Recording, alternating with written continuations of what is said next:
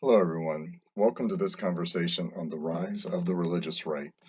In this conversation, we're going to look at, in the post-civil rights era, the rise of evangelicalism and conservatism. Then we're going to look at the relationship that develops between white evangelicals and republicanism. In particular, we'll look at the Nixon and Graham uh, relationship, and then the Republican Party's adoption of what we call the Southern Strategy.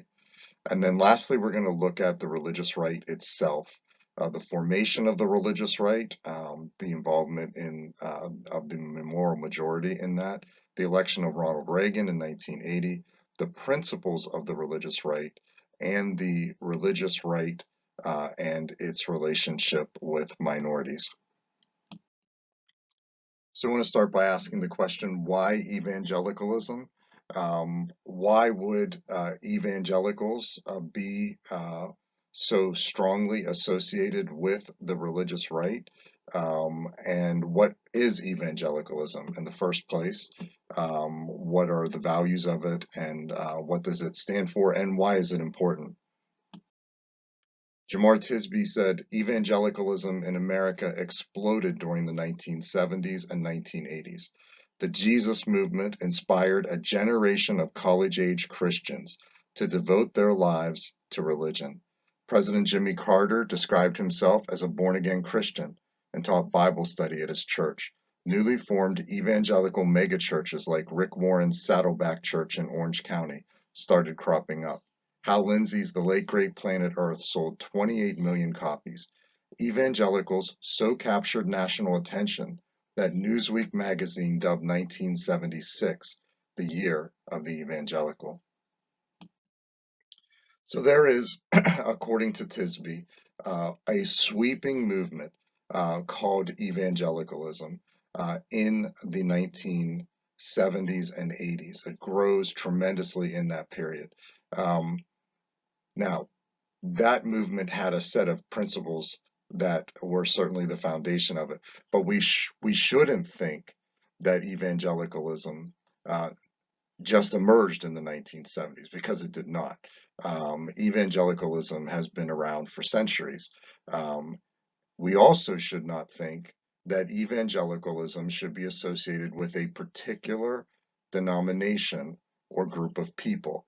Evangelicalism is a set of principles. It can be existent in any of the many Protestant denominations, and it is. It can be existent within Roman Catholicism, and it is. And so it is a broad movement. It is a set of ideas, but it is not driven by a particular denomination or group. So, what are those set of ideas or principles that make up what evangelicalism is? Well, the first principle of evangelicalism is biblicism, a high regard for and obedience to the Bible as the ultimate authority. Evangelicals believe in the Bible, that it's a guide for your everyday life, and that we should be obedient to it, and that it is the ultimate authority. The second principle of evangelicalism is conversionism, the belief that lives need to be transformed through a born again experience and a lifelong process of following Jesus. Evangelicals have a very strong idea of a moment in a person's life when they choose to follow Jesus, a conversion moment, a moment where you go from one thing to another and begin your process of following Jesus. The term born again suggests that kind of transition in your life, of being a sort of rebirth, a second birth. Third principle of evangelicalism is crucicentrism. That is a stress on the sacrifice of Jesus Christ on the cross as making possible the redemption of humanity. So, what would evangelicals say you are converting to? Why are you able to convert to Christianity? Because of the sacrifice of Jesus Christ on the cross. The cross is going to be the central element of evangelicalism. It is the pathway to conversionism. Jesus' death on the cross, his sacrificial death. And then the fourth principle of evangelicalism is what we call activism, the expression and demonstration of the gospel, which is the cross of Jesus Christ, in missionary and social reform efforts. And so evangelicals are going to be strongly committed to much more than a once a week church service Christianity. They are going to be immersed in Christianity. They are going to be active. They are going to express their Christianity and demonstrate the gospel. They're going to tell other people. They're going to be evangelistic. They're going to tell other people about Jesus, and they're going to be involved in social reform efforts, both personally and corporately. Those things are going to matter. They're going to believe that living out your faith in an active way is going to change you, it's going to change other people, and it's going to change society. So, alongside of this growth in evangelicalism in the 70s and 80s, in the post civil rights era, we also have a growth in conservatism. Now, again, that doesn't, we're not trying to say that conservatism did not exist. It has existed for centuries. But we are saying that there is a strong movement towards traditional conservatism. So, what is traditional conservatism? It is a set of principles that begin with the idea that humanity is flawed. People are flawed, all people. And because of that, all of the things that people make, the institutions and systems that they create, are flawed. Uh, the second principle of conservatism is the idea of the need for what they call transcendent morality. The idea that because people are flawed, they need something beyond them as a guide. Transcendent just means beyond your person. They need a transcendent morality. Obviously, we would consider that to be God. And they need some guiding force that leads them to something better than what they would be on their own in their own flawed states. They have a deep belief in the need for transcendent morality and the need to be guided by a transcendent morality. Uh, Conservatives also believe in prudence. They believe in being careful in your decision making, to carefully think out your actions. Again, realizing that you're flawed and other people are flawed. And so we should be very careful before we think that any particular solution to a problem is not going to just create more problems. So anything that a person comes up with that is, let's change and do this, conservatives are going to say, let's be prudent, let's think about this, let's be careful in our decision making, recognizing that we're flawed and we need guidance from a transcendent morality.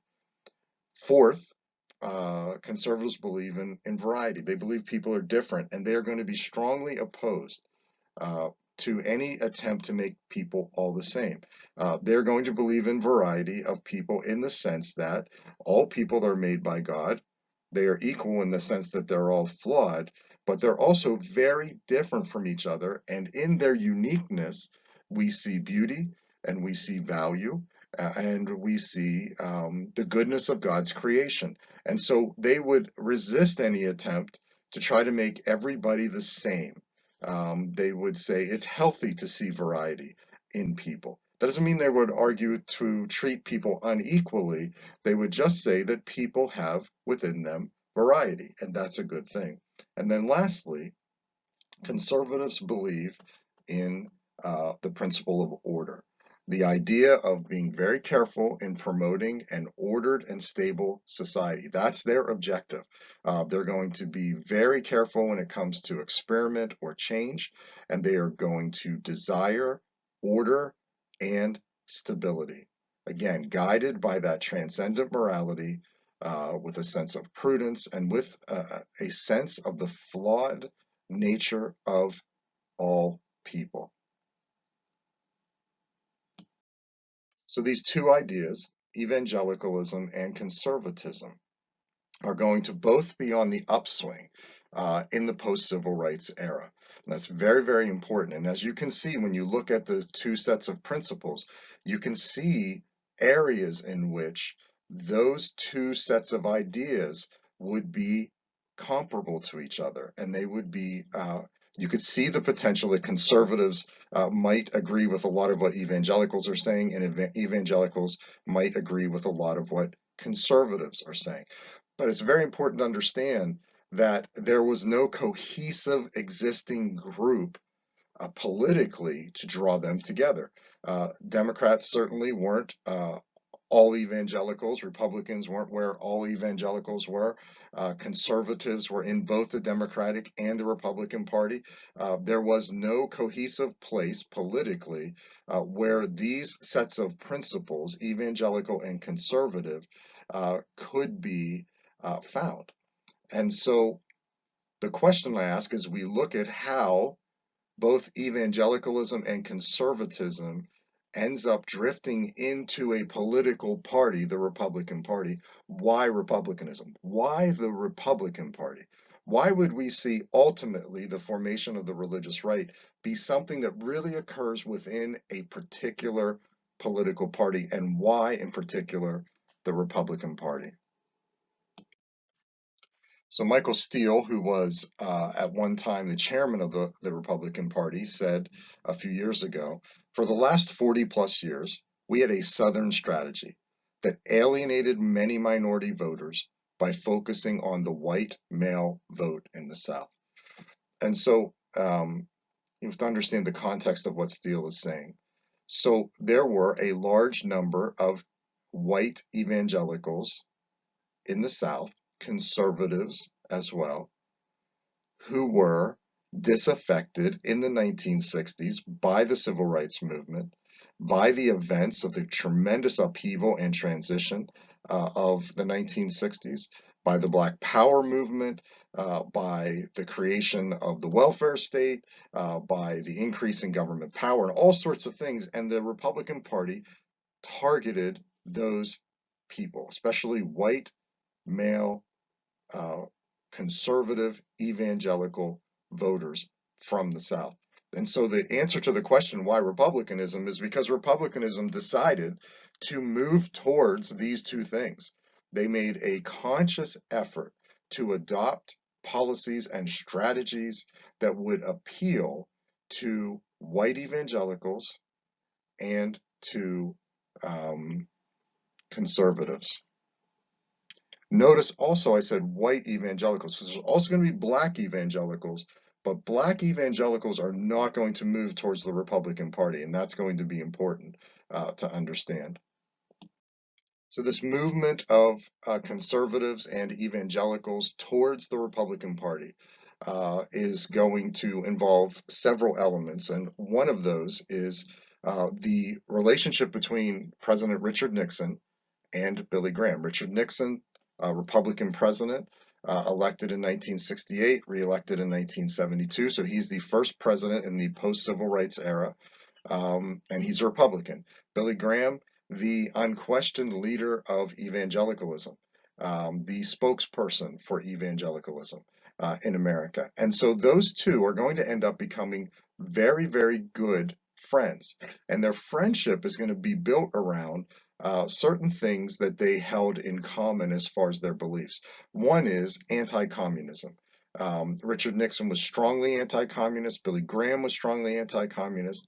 Both considered communism to be a tremendous threat to America, and so they held that position together. They also both had a tremendous fear of the Black Power movement. Both of them resisted what the Black Power movement supported, and they both held to traditional American values, and so they were going to be in opposition to Black Power and very, very concerned with what the Black Power movement was doing, and in particular with the rioting that was occurring in the late 60s in American cities. And so the violence and things that are associated with that, that's going to bring them together. And then lastly, the result of these ideas that they held in common is going to be that both of them are going to be very comfortable embracing what we call law and order politics. The idea of being more punitive with regard to violations of law, the kind of restoring the order of the 1950s, looking back to a period when things were more stable and more orderly, as many Americans were doing in the 1970s. So we're going to see this emergence of this idea of law and order politics, restoring what people considered to be the order of the 1950s. And certainly Graham and Nixon are going to sort of coalesce around these ideas in their friendship and in their relationship. So part of all of this, the second element of all of this, is Nixon's Southern strategy. So in his politics, Nixon wanted to develop greater support in the South. And so what he did was he exploited the racial backlash in the South against the civil rights movement to mobilize disaffected white Southern voters. In other words, they adopted policies that were fiscally, socially, and racially conservative. And a lot of the thinking of the 1970s politically within the Republican Party is going to trend towards the idea that we need to go back to the world of Eisenhower, to the world of the 50s, and that the Democrats in the 60s have brought us confusion and violence and disorder and dependency on government. And so we're going to think in terms of conservatism, some of those principles that we talked to, and returning back to a more conservative era in American history. And so these types of policies and this type of rhetoric is going to appeal to especially, again, white, evangelical, conservative Southern voters. So what we see is the beginning of a shift, and it's a very significant shift of white Southern evangelicals, conservatives from the Democratic Party to the Republican Party. They are no longer going to feel like the Democratic Party represents them and their beliefs, and the Republican Party is going to kind of swoop in and say, come and be part of us, and we accept you, we see you and your concerns, and we have the same concerns. And this all kind of came to a head in 1972 when Billy Graham, a religious leader, just flat out endorsed Richard Nixon for the presidency. So we see the Graham-Nixon friendship and the Southern strategy of Nixon really paying off in 1972 with the most well-known evangelical leader endorsing a Republican for president of the United States. So that brings us to the creation of the religious right. So we have the rise of evangelicalism and conservatism. And then we have the Republican Party embracing evangelicals and conservatives, attempting to draw them, especially Southerners, into the Republican Party. And so we see a very clear movement of conservatives and evangelicals towards republicanism. But now we're going to see the evangelicals and conservatives kind of mold themselves together to form what we call the religious right. They're going to become an entity on their own, and they're going to associate with the Republican Party, but they're going to become something that is an entity in and of itself. So my question is, why a religious right? I want you to think of those two words.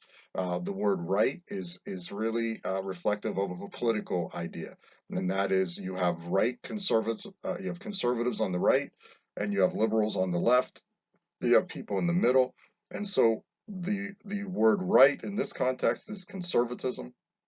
The word religious in this context is going to be certainly in large part evangelicalism. It's also going to involve other groups as well, conservative Roman Catholics. But why a religious right? Why would religious people come together and form themselves into a political position? I think Jerry Falwell helps us to answer that question with what he said in 1976. He said, "This idea of religion and politics don't mix was invented by the devil to keep Christians from running their own country." Now, we should note, in, uh, in fairness, that a decade before, Jerry Falwell had said religion and politics don't mix. He had said ministers shouldn't be marching. But now he's taking a different position.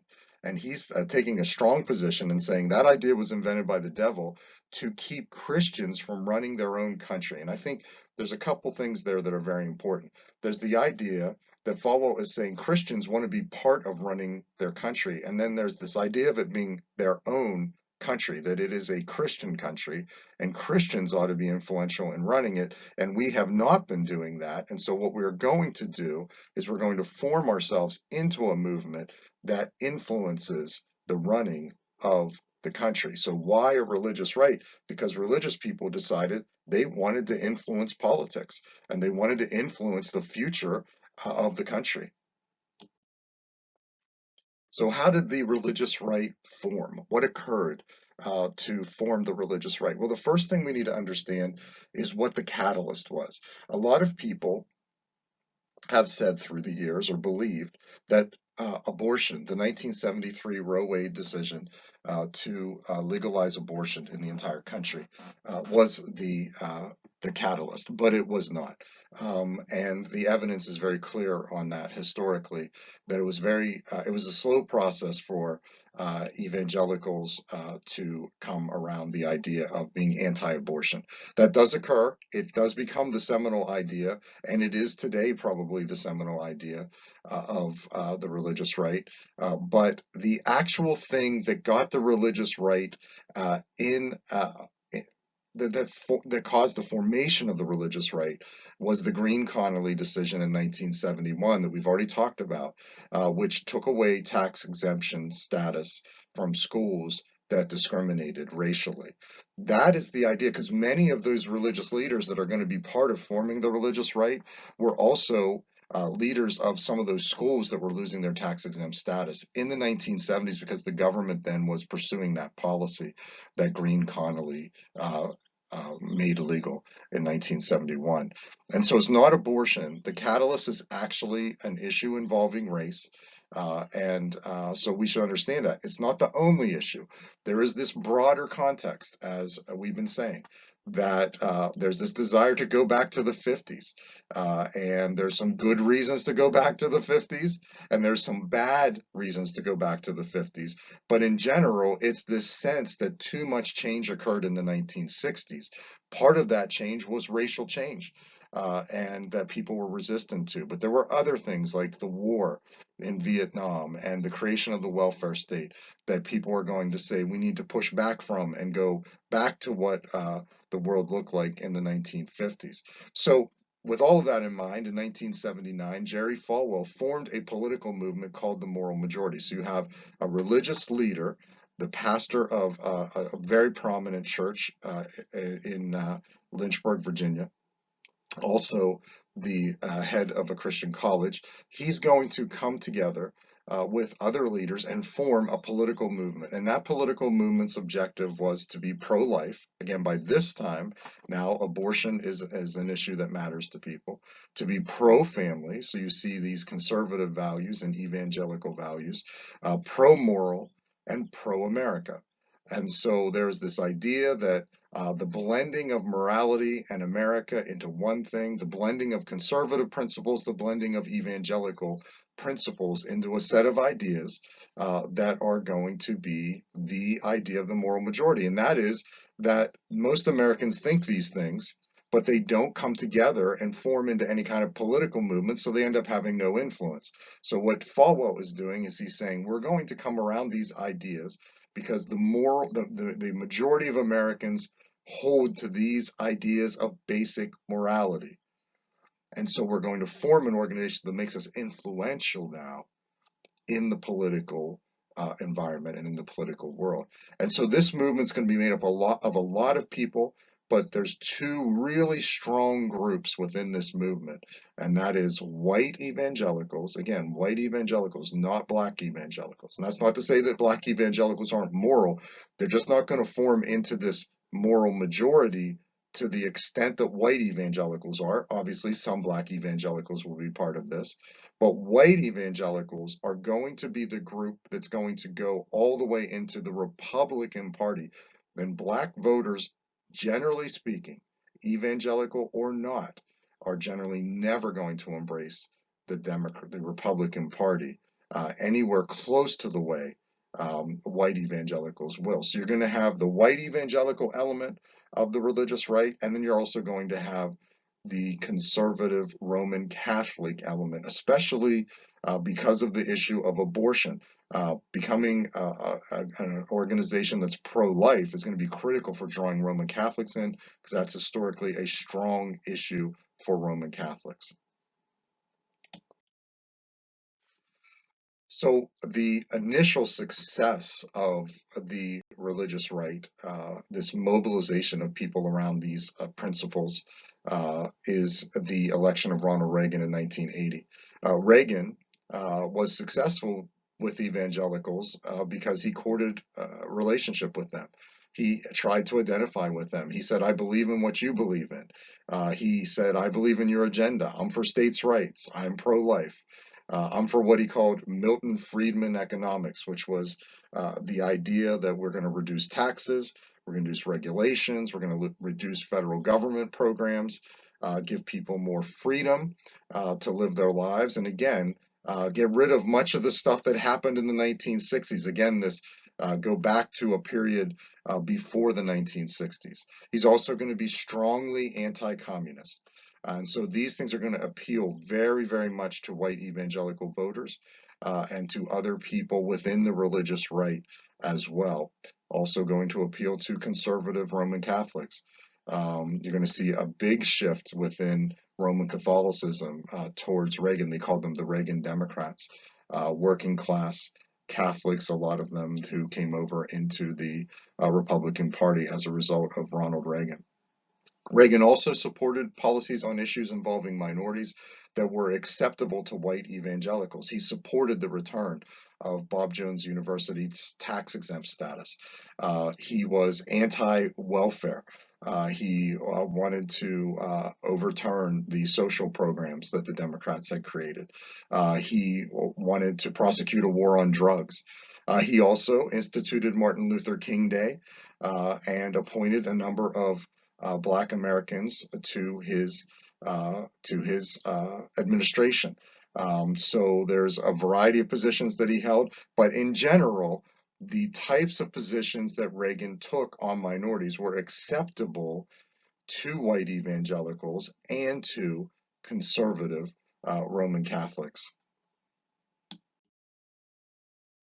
So I just want to give you a sense of how successful all of this was when it comes to the Republican Party and conservatism and evangelicalism and the religious right. In 1976, this is the blue states, or the states that voted for Democrat Jimmy Carter. You see how the South is almost entirely Democrat in that election. 4 years later, in 1980, Reagan is elected, sweeps almost the entire South, states in the red. And so the Southern strategy comes to its sort of full fruition in 1980.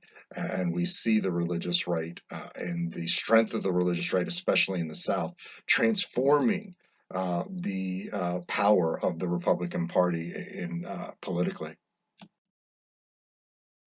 So, what are the principles of the religious right? What does the religious right embrace? Um, First of all, the religious right embraces the idea that America is a Christian nation. That's really important. It's kind of an essential idea that we're a Christian nation. We should continue to be a Christian nation. We should reflect basic Christian values. The religious right is also going to be a strongly free market capitalist and rugged individualism oriented. They are going to believe in people living independent of government, getting government out of people's lives, letting people make their own decisions, be self-reliant, and they are going to, for all of those reasons, be strongly anti-communist or anti-anything collective in nature. They're also then going to believe in limited government. They're going to oppose the welfare state. They're going to be anti-affirmative action. They're going to oppose the idea of the government coming in and telling you who you should and should not hire. This doesn't necessarily mean that that's because they don't want black people hired or minorities hired to do jobs. They just don't believe the government should be coming in and telling us how many of what group of people to hire. They're going to believe that's basically very unhealthy. They're going to offer an alternative to affirmative action, which they call colorblind conservatism. In other words, the idea that we are not going to look at Keller, we're not going to see Keller. This idea has become very strong within the religious right. You often hear people say this, I don't see Keller. And so they're going to say that the best path forward in the post-civil rights era is for us not to see Keller, is for us not to to look at people in terms of their color, but just to say we've leveled the playing field now, and we're all just people. And so we're going to anybody that brings up racial differences or race is then trying to be racist. That's an important element of that. Religious right is going to be strongly law and order oriented, get tough on crime, the war on drugs, be punitive, punishments towards criminal activity. And then lastly, they're going to be social conservatives. They're going to be anti abortion, they're going to be pro-family, pro-traditional values, and many of the things that you would associate with what the Bible says about how people should interact with each other and how people should live their lives. So one final point is to try to talk a little bit about the complex relationship between the religious right and the minority community. And a lot of that comes out of the idea that is prevalent, which is that there's a lot of racism within the religious right. Now, what we need to understand about that is, yes, there is racism within the religious right, and certainly some extreme racist groups are drawn into the religious right, or they're drawn to that movement and identify that way. But we also have to understand that the religious right exists within the context of racialized America. So there is racism within it. That doesn't mean that there are that everyone in the religious right is racist, that could be a perception but not necessarily a reality, or that even a majority of those within the religious right are racist. And I want to talk through that on three levels. The first is this idea of the religious right's opposition to collectivization, because the religious right believes in self-reliance and independence of government, and because they oppose government solutions, they oppose things like welfare. Now we know that Black Americans are 3 times more likely to be poor than white Americans. So you could perceive that, okay, well, they don't care about poor Black Americans because they oppose welfare. But the truth is, many on the religious right oppose welfare because they believe it devalues people, that it makes people dependent on government and not be able to live a self-reliant, independent life. And they want people that are on welfare to experience the life that they're experiencing. And they believe that's a better life. And so that would be their context and not racist at all.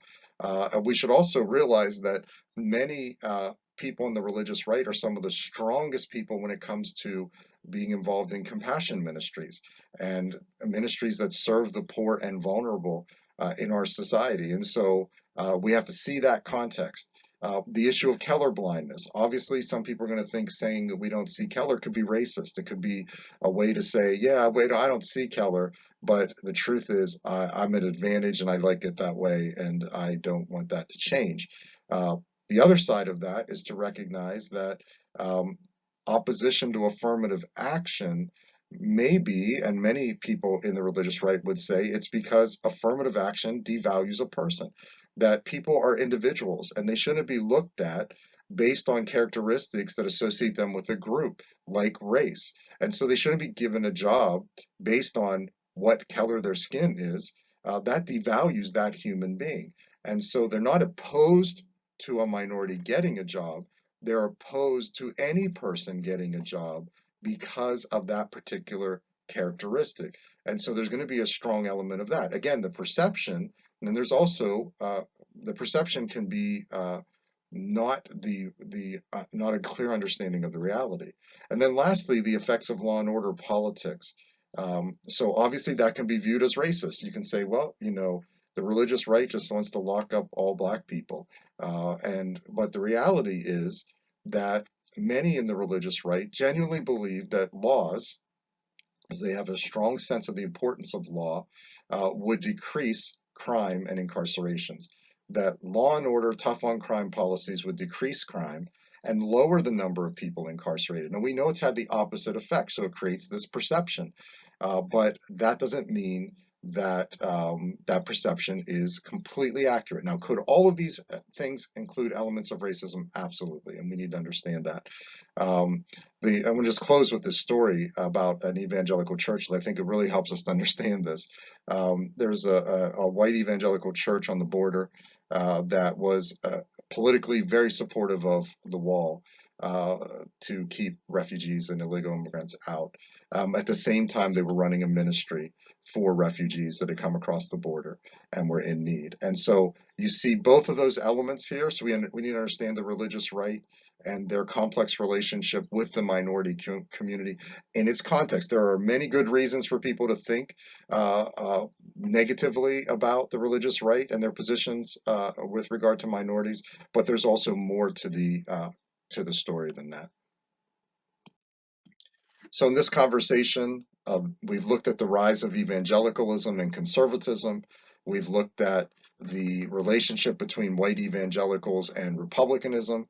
And we've seen the Nixon and Graham relationship and then the Southern strategy to bring white evangelicals into the Republican Party, how that ultimately incorporated in as well a lot of conservative Roman Catholics, and that ultimately we end up with this formation of a religious right, the creation of the moral majority, the large number of white evangelicals that became part of this movement, and conservative Roman Catholics. We saw the election of Ronald Reagan and the transformation of the Republican Party into a conservative, evangelical, conservative Roman Catholic Party. And then we saw the principles of the religious right, and then the very complex relationship between the religious right and the minority community. Questions to consider in this conversation. Should Christians see Keller? Why or why not? Is that a legitimate way to think about race? What are the moral implications of Christians associating themselves with a particular political party? And then lastly, what are the moral implications of the principles of the religious right? Thanks for joining our conversation today. God bless you and have a great day.